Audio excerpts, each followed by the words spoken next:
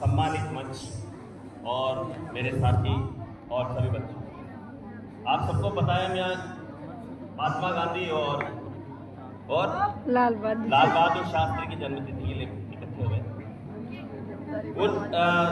महात्मा गांधी की जो बहुत सारी चीजें बहुत सारे लोगों ने बता दी, मेरे को जो लगी हुई है कि महात्मा गांधी ने एक बार अपने दोस्त के चक्कर में आके सिगरेट पीना चालू किया था और घर से पैसे भी चुराए थे। सिगरेट नहीं, बीड़ी पीती, बीड़ी हाँ, पर वो घर से पैसे भी चुराए थे। लेकिन जब उनको अपनी गलती का एहसास हुआ तो उन्होंने अपनी गलती मानी और एक आदर्श समाज के सामने प्रस्तुत किया। तो महान व्यक्ति वो नहीं होता है जो गलती नहीं करता, महान व्यक्ति वो होता है जो अपनी गलती मानता है, उसको स्वीकारता है और दूसरे के लिए आदर्श प्रस्तुत करता है कि मुझसे गलती हुई थी ताकि दूसरे ना करें। अब एक कहानी सुनाता हूं आपको। एक मोहल्ला था किसी शहर में, वहां पर एक फैक्ट्री थी चमड़ा साफ करने की, जूते बनाने की। और जहाँ जूते बनाने की फैक्ट्री होगी, चमड़ा साफ करने की फैक्ट्री होगी तो आसपास बदबू देती रहती है। बदबू होगी तो उसमें एक अच्छे से आदमी ने एक कॉलोनी में एक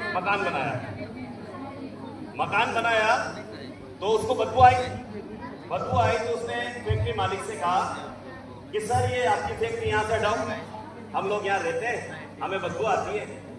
तो उसने बोला फैक्ट्री हटा दूंगा 2-5 दिन, अब इतनी जल्दी तो कैसे हटेगी, 8-10 दिन 15 दिन बाद फैक्ट्री हटा दूंगा। अब 8 दिन निकल गए, 10 दिन निकल गए, 10-12 दिन बाद क्या होता है, हम किसी चीज में अगर रहते हैं ना तो हमारी आदत हो जाती है, हमें पता भी नहीं चलता कि हम उस चीज में लगे हुए, तो उसको बदबू आना ही बंद हो गई। अब एक दिन वो आके फैक्ट्री मालिक मकान के सामने से निकला तो उसने पूछा कि सर आपने फैक्ट्री हटा दी मेरे कहने पे, आपका बहुत बहुत धन्यवाद। तो क्या उन्होंने कहा मैंने फैक्ट्री नहीं हटाई, मेरी फैक्ट्री तो वही है, लेकिन आप अभ्यस्त हो गए वहां। तो जब भी हम किसी गलत व्यक्ति के साथ रहते हैं जो मान लो जर्दा खाता है, बीड़ी पीता है, जुए खेलता है, तो हमें पता ही नहीं चलता, हम कम करने लग जाते हैं और उस नशे में हम फंसते ही जाते हैं, पता ही नहीं चलता। धीरे धीरे पढ़ने वाले व्यक्तियों के साथ रहोगे 3 दिन पढ़ना नहीं सीखोगे, पर ज्यादा दिन रहोगे तो पढ़ना सीखोगे।